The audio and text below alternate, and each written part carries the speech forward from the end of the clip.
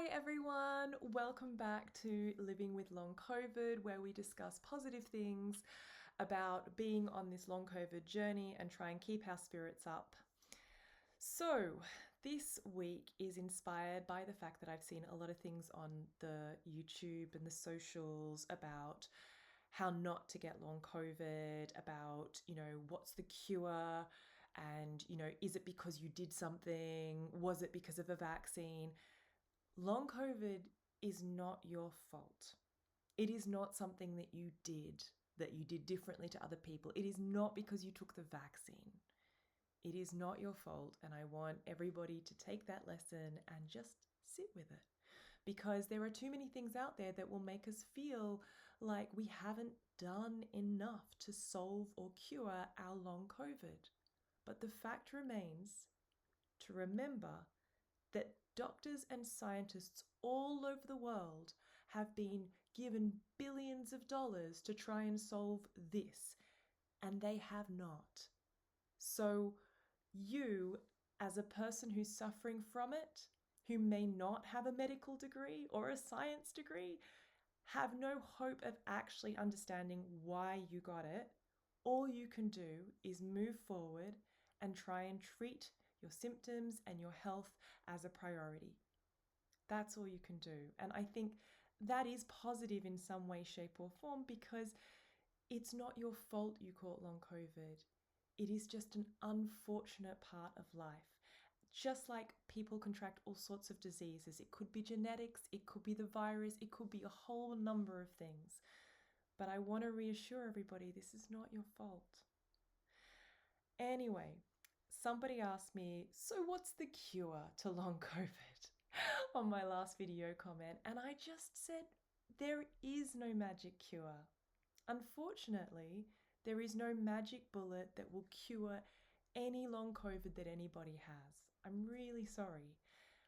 But it's not negative because it is different for everybody. So there will be different things that you can do to help yourself. So let's be honest, there's no magic cure. You don't get long COVID because you took a vaccine. I've had several vaccines, but the time between the vaccine and me getting long COVID was over a year, so there's absolutely no correlation there. I believe in the vaccine, and in fact, if you took the vaccine, you are less likely to contract COVID, therefore less likely to get long COVID. So it's not about the vaccine. What we have now is a disease that we're trying to understand. It is more difficult than people want to make it.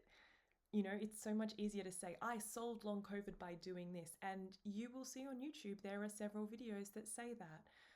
But I have to say, be aware that there is no magic cure and what worked for them may not work for you.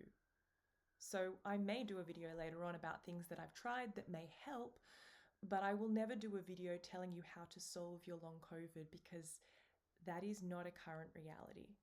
It is about taking the journey and understanding where you are within it. And you may end up recovering a lot faster than other people, and that's great. You may not. It's just about going on the journey.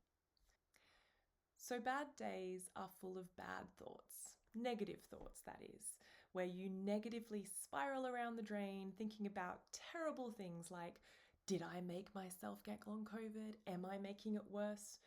Am I just pretending? Is it my fault that I'm sick? Could I do more?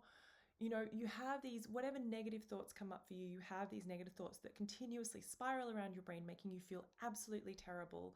And the number one that I tend to find myself going towards, because I have a lot of capacity, a lot more capacity than other people, is the gaslighting one. Am I really that sick? And I think these are negative thoughts that are not helpful, and it's really hard when you're feeling fatigued, exhausted, with brain fog, and you're suffering to think clearly through these thoughts. But here are 5 ideas to help you get through the spiral. So if you are going on that spiral right now, watch this video and listen to these. So the first thing I want to say before we jump into it is the am I really sick one? And I think this applies to people who have certain capacity, but not a lot. So you will find yourself going, wow, I feel great today. I almost feel like my old self. I almost feel like I can do anything. And you wake up and you're like, great, I'm going to do a workout. I'm going to do yoga. I'm going to do this. I'm going to do that.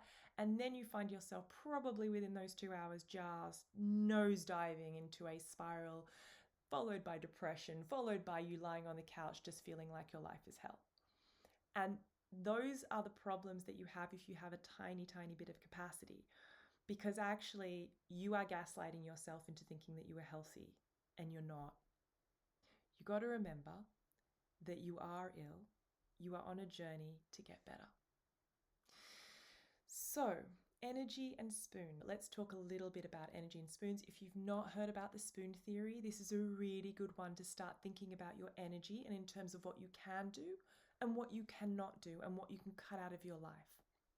So, the spoon theory goes that there are 10 spoons for you on any given day. Now, that will increase or decrease based on your energy levels. And I will link to the spoon theory below so you can read the full article, which is really interesting. But the spoon theory is that you start off with 10 spoons and you get out of bed, and that could be a spoon for you. You then go have a shower, and that's 2 spoons because that's a lot of effort to go have a shower. Then you get dressed, and that's a spoon. And then you go and make breakfast, and that's a spoon. You're now down to 5 spoons for the rest of the day. You still have to make lunch, possibly go shopping, make dinner, do anything else that you need to do, and you only have 5 spoons left. And then sometimes you'll borrow spoons from the next day, and then you'll have a crash.